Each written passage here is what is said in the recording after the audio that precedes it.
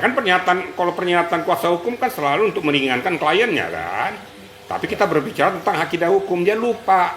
Kooperatif wajib melapor, tapi yang satu lagi dia lupa. Yaitu membuat gaduh masyarakat, mengulangi perbuatannya, dia hilangkan. Dia tidak ngomong ini.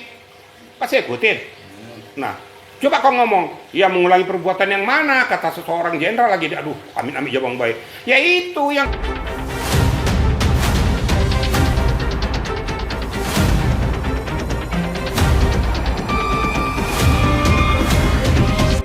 Assalamualaikum warahmatullahi wabarakatuh. Selamat siang dan salam sejahtera untuk kita semua. Jadi kita runut dulu peristiwa dari kemarin ya. Kalau kan bilang katanya Jumat keramat lah apa segala macam lah. Tapi faktanya memang pada Jumat pagi dilakukan penjemputan atau upaya paksa terhadap yang bersangkutan. Karena apa?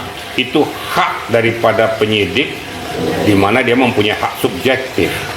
Jadi ada orang bilang kenapa tidak dijemput atau tidak dipanggil secara layak. Noh, penyidik kan mempunyai ya penilaian tersendiri terhadap seseorang yang sudah ditetapkan sebagai tersangka, dan dia punya hak dari ya hak objektifnya, dia punya hak untuk menahan. Hak subjektif yang dia miliki coba dia buat ngulur waktu, memberikan kesempatan kepada yang bersangkutan dan sebagainya supaya lebih kooperatif dan lain sebagainya. Ternyata menurut penilaian penyidik ini sudah tidak bisa, karena ada pengacara yang mengatakan kan kenapa tidak diberikan surat panggilan dan lain sebagainya untuk diserahkan ke JPU. Loh kok kamu jadi ngatur penyidik? Dia bilang dia kan tidak melarikan diri, kemudian dia kooperatif gitu. Tapi dia lupa, dia tutupin satu lagi, bahwa membuat gaduh masyarakat, membuat pecah belah masyarakat, terus mengangkat porsi daripada ketersangkaannya itu, yaitu pencemaran nama baik. Kenapa? Selalu mengangkat sudah begitu ijazah palsu terus. Sedangkan pokok masalah pencemaran nama baik menyebutkan Pak Jokowi diduga memiliki ijazah palsu. Diangkat terus. Akhirnya karena membuat gaduh masyarakat, sudah membuat persepsi yang berbeda, kemudian pecah belah semua orang, diambillah langkah-langkah pengamanan. Diamankanlah, sebelumnya nggak usah juga mau penyerahan tahap 2 juga udah bisa ditahan kok. Justru kalau dibilang kok tidak manusiawi, justru penyidiknya sudah manusiawi. Tapi orang yang diberikan manusiawi itu nggak mau memanusiakan orang. Ya sudah, diambil langkah hukum. Jadi ada orang mengatakan begini, kenapa ditangkap? Nggak perlu saya sampaikan ya. Karena hak subjektif dari penyidik itu untuk membawa sewaktu-waktu seseorang yang diduga melakukan perbuatan tindak pidana, tetapi justru pada saat hak subjektif diberikan kepada yang bersangkutan, justru dia tabrak. Itu yang saya katakan tadi. Jadi dibawalah surat perintah membawa, yaitu atau disebutkan juga melakukan upaya paksa.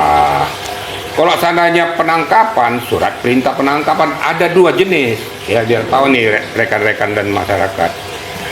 Tanpa surat perintah dan pakai surat perintah.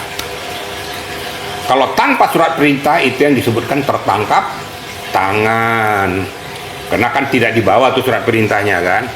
Setelah tertangkap tangan ternyata dia melakukan suatu perbuatan tindak pidana, dilakukan penangkapan, dibawa komando. Yang satu lagi, surat perintah penangkapan, proses sedang berjalan, bahwa orang tersebut layak untuk ditangkap. Kenapa? Untuk kepentingan penyidikan dengan hak objektif yang sudah terpenuhi. Hak subjektif menurut hemat penyidik perlu untuk dilakukan penangkapan untuk mengamankan yang bersangkutan supaya tidak membuat gaduh lagi, tidak mengulangi perbuatannya, tidak menghilangkan barang bukti, dan tidak juga melarikan diri. Ini yang dipotong. Yang dipotong sama mereka tidak melarikan diri kooperatifnya, tapi tidak dia sebutkan posisi yang bersangkutan selalu membuat gaduh masyarakat. 2 hari sebelum dia ditangkap masih juga dia melakukan perbuatan buat gaduh. Contoh, masih juga mengangkat bukan lagi masalah ijazah S1-nya, bahkan SD, SMA diduga palsu loh. Hebat banget ya Pak Jokowi itu, kok semuanya palsu. Berarti dia dari orang gelandangan langsung jadi presiden, nggak pakai sekolah. Kita logika berpikir, berarti sudah ada muatan-muatan tertentu, sudah tidak objektif lagi. Makanya dibawalah mereka dengan surat perintah membawa tadi, upaya paksa untuk diamankan di Polda. Setelah diamankan di Polda, berdasarkan penilaian penyidik, perlu dilakukan penahanan. Makanya dikeluarkanlah surat perintah penahanan. Kalau dikatakan di sana bongkar semua, menggeledah segala macam, penyidik itu nggak bodoh. Saya yakin dia sudah mengantong, kalau melakukan penggeledahan, dia sudah mengantongi surat perintah penggeledahan, surat izin dari pengadilan. Kenapa itu dilakukan? Karena untuk menemukan bukti-bukti tambahan yang beririsan dengan peristiwa pidana itu. Nah, tapi kalau orang tuh suka-sukanya segala macam, kenapa kok pagi-pagi? Ya kalau siang-siang udah hilang orangnya. Ya pagi-pagi pas baru bangun ya sudah. Kemudian yang kedua, kenapa kok serta-merta dilakukan seperti itu? Memang itulah langkah-langkah penyidik untuk melakukan pengamanan itu. Loh, kenapa tidak nanti tunggu dari kejaksaan aja, nanti memerintahkan ini supaya nanti kita hadapkan kejaksaan? Bukan urusanmu, itu urusan penyidik. Pernah saya katakan kepada media, kalau saya dulu sebelum saya serahkan berkas barang bukti dan tersangka seluruhnya ke JPU, pasti akan saya jemput yang bersangkutan. Saya tahan minimal 1 hari. Pernah katakan Bang Tuan? Kenapa? Yang apesnya pada saat JPU meminta untuk diserahkan secara keseluruhan, orangnya udah kabur, orang hilang. Bukan saya katakan, oh nggak mungkin hilang, itu kan menurutmu. Kan ini kan perlu pengamanan segala sesuatunya supaya semuanya berjalan dengan baik. Itulah yang dilakukan oleh penyidik. Itu hak independen yang bersangkutan, nggak bisa dicampuri orang lain. Mau jenderal sekalipun nggak bisa. Jangan ngatur-ngatur gitu loh. Apa hubunganmu ngatur? Kenapa tidak dibawa ke Polda saja? Loh, itu urusan penyidik. Siapa? Mau dibawa kemana, mau meriksa kesehatannya, itu kan hak penyidik, bukan hakmu. Dulu kan begitu, itu kan dulu menurut Bapak. Siapa tempatnya? Nah, nggak tahu lah siapa. Saya sedih juga gitu loh. Seseorang menjaga harkat martabat harga dirinya karena tergantung yang bersangkutan. Kalau dia merasa tidak dianggap, tidak dilecehkan atau dilecehkan, tapi kan karena yang bersangkutan juga melakukan langkah-langkah yang kontraproduktif. Jangan salahkan juga. Itu loh kira-kira media ya. Pak Jenderal, berarti dari untuk proses penjemputan paksa ya, kita bilang penjemput paksa ya. Upaya paksa. Berarti dari awal sampai akhir tidak ada yang salah. Clear tidak ada yang salah. Pasti dong. Nggak mungkin penyidik itu bego. Saya juga melakukan itu dulu. Jadi udah tahu ini kan santapan pabrik loh. Percaya dengan saya penyidik betul-betul sudah cermat teliti supaya jangan ada celah-celah bolong menjadi sorotan pihak lawan atau pihak daripada kuasa hukum tersangka. Dia jelimet itu, langkah-langkah itu betul-betul cermat dia lakukan. Jadi jangan dianggap penyidik kita tuh bego. Dulu nggak seperti itu. Dulu menurut Bapak gimana? Ini sekarang kita bicara sekarang kok, bukan dulu kok. Nah, saya kadang-kadang dongkol juga. Yang ada lagi yang ngomong itu, ya waktu press release itu nggak boleh diliput karena beliau mau berikan suatu komentar, nggak boleh diliput dari Hong Kong. Kamu namanya mau meliput orang itu, namanya media mempunyai hak karena dilindungi oleh undang-undang pers, kebebasan untuk meliput setiap peristiwa yang ada di Indonesia, baik positif maupun negatif. Tidak ada orang yang berhak untuk mengamputasi. Itu loh kira-kira, jangan suka-sukamu aja. Kalau kamu memang mau ya tempat gelap aja kamu, jangan di tempat terbuka gitu loh. Kalau sudah santapan publik, media berhak untuk meliput. Itu ketentuannya, gitu loh kira-kira ya. Jenderal, penangkapan Roy ini berarti untuk persyaratan melengkapi pelimpahan tahap 2 ya, seperti itu Pak Jenderal. Memang begitu. Jadi ini kan diamankan dulu. kan saya sudah sampaikan tadi bahwa sebelum ini diserahkan secara utuh ke JPU, itu diamankan yang bersangkutan supaya lengkap nanti diserahkan, baik itu tersangka, barang bukti, kemudian berkas-berkasnya secara utuh. Ada yang mengatakan begitu, itu kan sudah kewenangan kejaksaan. Ya kalau saya kan mohon maaf kalau saya bilang nanti bodoh, goblok, susah juga gitu loh. Karena ini kan masih di ranah penyidikan. Seluruh kewenangan untuk menahan, menangkap adalah urusan penyidik. Itu kan sudah berkoordinasi, sudah P21 tuh. Kalau seandainya mau ditahan, tanya dulu kejaksaan apa hubungannya. Nggak ada hubungannya. Karena persyaratan formil sudah terpenuhi, yaitu minimal 5 tahun ke atas. Bisa untuk ditahan. Nah, nanti penyidik tidak punya hak lagi untuk melakukan langkah-langkah tidak lanjut seketika ini seluruhnya telah diserahkan ke JPU dan disertai dengan berita acara penerimaan berkas barang bukti dan tersangkanya. Baru beralihlah tugas dan tanggung jawab. Baru penyidik tidak boleh cawe-cawe lagi. Nah, sekarang urusan penyidik. Yang sialnya polisi lagi yang ngomong kayak gitu tuh. Itu harus kejaksaan yang menentukan bisa ditahan atau tidak. Aduh, belajar di mana saya nggak ngerti ya. Jadi sudah lupa, pelajaran itu udah lupa semua. Saya sebagai orang reserse itu ketawa, saya tuh amin ya Bang Bay, saya bilang. Ini jadi bahasa pembicaraan kita, tuh loh. Nah akhirnya terjadi itu, nggak dianggap sama perwira yang ada di sana. Mau ngatur-ngatur pula, kenapa tidak diperiksa di Polda aja? Yang penyidik kamu atau penyidik? Mau siapa kayak kau tuh? Oh saya kan mantan purnawirawan. Emang siapa loh? Kan mantan. Kita ini sebagai purnawirawan kalau pengen dihargai, hargai juga lah mereka yang punya kewenangan. Jangan mentang-mentang saya jenderal, suka-suka saya nggak boleh kayak itu, dulu begini. Nggak bisa Pak, yang penyidik gue, bukan Bapak. Kami mau bawa ke Kramat Jati terusan kami. Yang penting kita periksa kesehatannya. Bukan harus hanya di Polda saja, kan ada ketentuannya. Kalau memang pemeriksaan secara komprehensif perlu dan layak sampai bawa ke Rumkit, Kramat Jati, kita bawa. Nggak ada yang bisa melarang. Itulah, tolonglah sama-sama kita hargai. Saya seorang pengacara, saya sangat dihargai oleh junior-junior saya. Setiap saya datang, siap jenderal. Kenapa? Karena saya datang ini bukan mau mengintervensi. Saya datang meluruskan, berdiskusi, berkoordinasi, mohon dukungan untuk diselesaikan semuanya secara baik, hal-hal yang positif. Bukan saya intervensi bahwa yang miring saya suruh lurus, nggak bisa. Makanya mereka itu mengapresiasi kita, karena kita juga menghargai mereka. Kenapa? Apapun alasannya, mau bintara, mau perwira, dia adalah pemegang hak penyidikan, layak, patut kita hargai. Gitu kira-kira ya. Pak Jen, di kasus ini banyak sekali orang-orang cerdas, orang-orang hebat. Tapi kalau kita lihat tadi bahwa kemarin atau sebelumnya ini semua dibolak-balik. Bahkan yang mengerti dibuat menjadi tidak mengerti, yang mengerti yang maksudnya yang sesungguhnya. Apa? Ada apa? Nggak ada apa-apa. Jawabannya singkat kok, yang waras ngalah.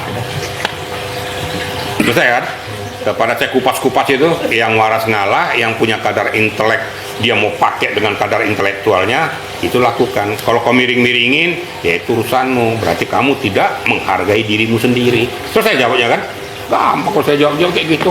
Ngapain susah-susah saya mikirin orang yang bergelut dengan situasional, padahal dia tahu itu salah atau benar. Yang benar dibilang salah, salah dibilang benar. Jawabnya singkat, yang waras ngalah.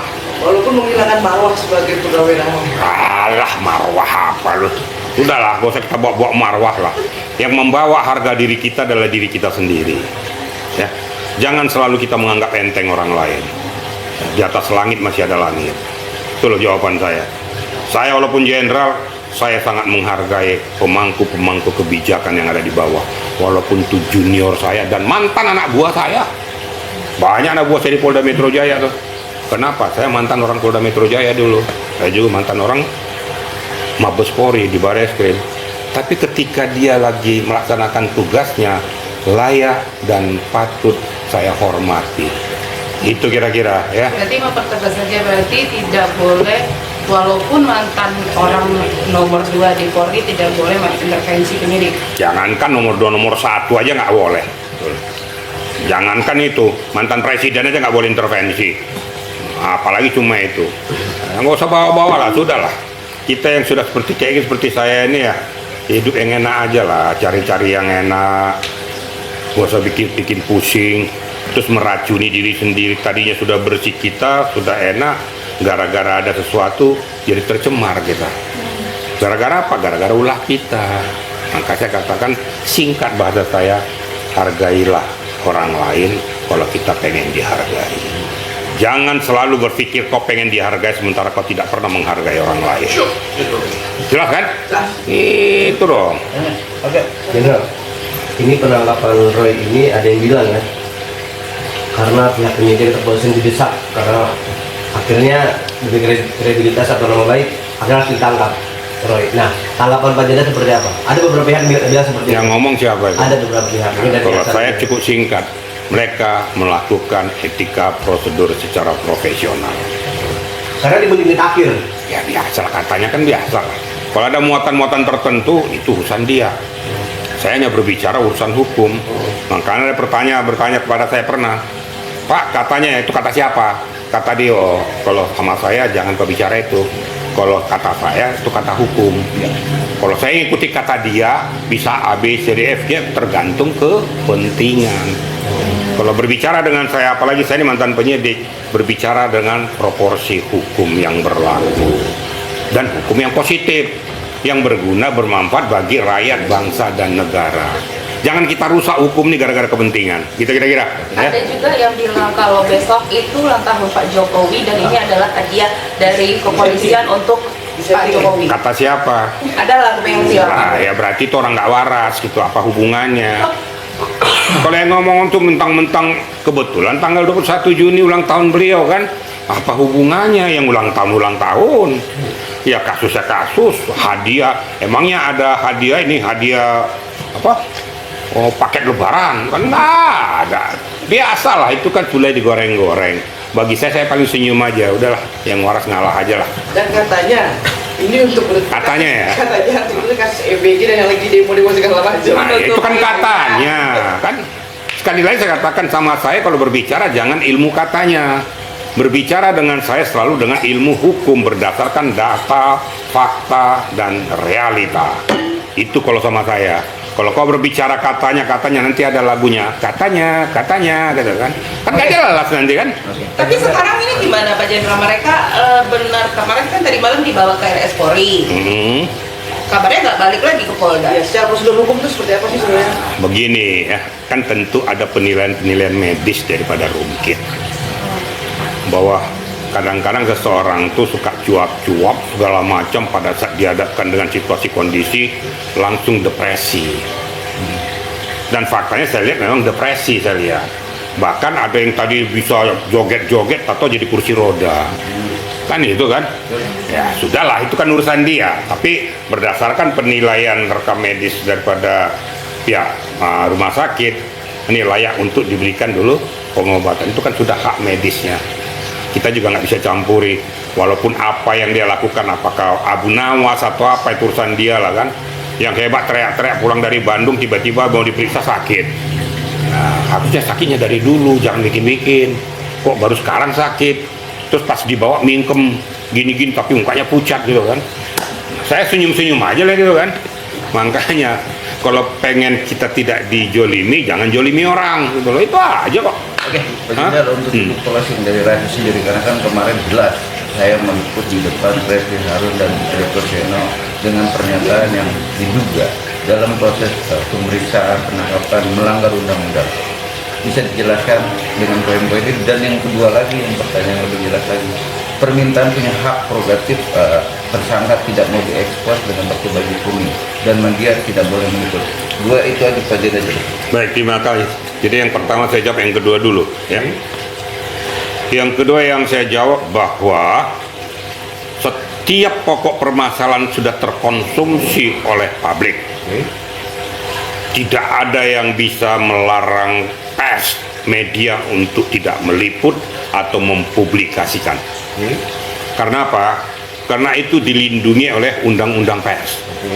Dan itu sah secara hukum. Justru orang-orang yang menghambat untuk bisa dipublikasikan itu yang sudah melanggar hukum. Atas dasar apa dia bilang tidak boleh meliput? Ini kan sudah konsumsi publik, berarti kan salah kalau saya katakan kau coba menutupi sesuatu hal yang tidak perlu dipublikasikan. Kalau memang kamu jujur, biar aja masyarakat dengarkan, biar aja dilihat, biar aja audiovisual main semua. Kenapa rupanya? Kenapa baru sekarang kau larang untuk meliput? Tidak boleh hanya kalangan tertentu, makanya jangan bikin seperti itu. Kesimpulannya bahwa apapun yang dilakukan oleh media untuk meliput itu sah secara hukum. Tidak ada orang yang bisa melarang ataupun mengintervensi. Saya tahu peristiwa di Polda itu. Saya bilang, apa hakmu teriak-teriak kayak gitu? Akhirnya kan media kan marah juga kan. Loh, kami punya hak Pak. Ya, betul, media betul itu. Nggak salah medianya, saya dukung itu. Karena memang kamu tuh dilindungi. Itu loh kira-kira. Saya angkat juga nih biar orang-orang tertentu tahu hukum. Ngerti hukum tapi nggak tahu hukum. Heran saya itu loh. Padahal dia tahu tuh kebebasan pers itu kan sudah apa ya? Mafhum dari dulu lah. Kok baru sekarang kamu jadi agak pikun gitu loh? Susah juga. Itu yang pertama ya. Nah, yang kita ke pertanyaan pertama tadi. Juga harus ada penjelasan juga kan, karena ini kan hak prerogatif sebagai tersangka, karena dia berasumsi ini mempublish seorang tersangka pergi baju kuning alasannya biar kinerjanya kepolisian dalam proses ini dipamerkan. Tidak ada urusan. Itu sudah mau-maunya sendiri gitu, sesuai dengan seleranya gitu loh. Maka saya jawab tadi itu, ini kamu tuh mau berdiri, harusnya kamu konferensinya di gurun pasir yang ada onta atau pasir-pasir yang lepas, jadi nggak ada yang meliput. Itu baru betul. Sepanjang kamu teriak-teriak di depan publik, siapapun bisa meliput. Jangankan itu, pokoknya terjadi kecelakaan lalu lintas, kan nggak disuruh publik, nggak disuruh dipublikasikan, tapi media lihat, dia punya hak untuk meliput itu. Apalagi ini merupakan konsumsi publik. Lu sok tewu orang tuh nggak ngerti hukum tapi nggak ngerti hukum. Media nggak usah gentar kayak gituin, lawan itu. Kamu dilindungi undang pers, nggak ada. Mau laporkan polisi, kau duluan yang laporkan dia. Itu loh kira-kira ya.